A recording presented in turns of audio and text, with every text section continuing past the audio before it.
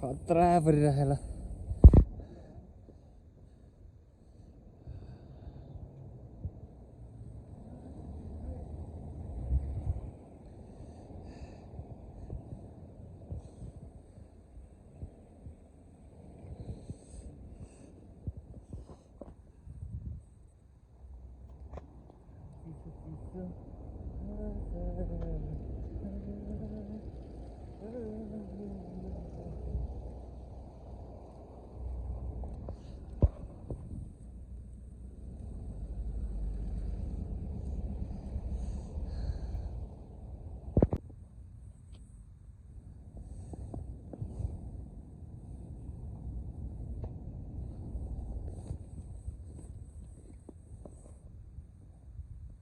finally हामी चाहिँ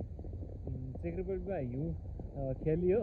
केही सर्ट भिडियो केही लङ भिडियो बनाइयो मिस्टर युवराज हुनुहुन्छ हाम्रो साथमा यहाँ यहीँका स्थानीयहरू पनि धेरै हुनुहुन्छ देउस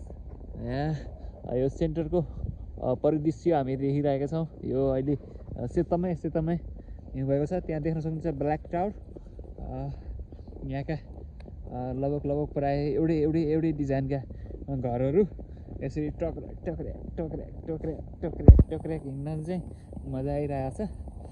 आइस परिरहेको छ हाम्रो युवराज खनाल ब्रदर हुनुहुन्छ हाम्रो यो बाल्टिस्काबाट हाम्रो यात्रा चाहिँ खेल्सिसकोसम्म छ 1 किलोमिटरको धेरै चाहिँ छैन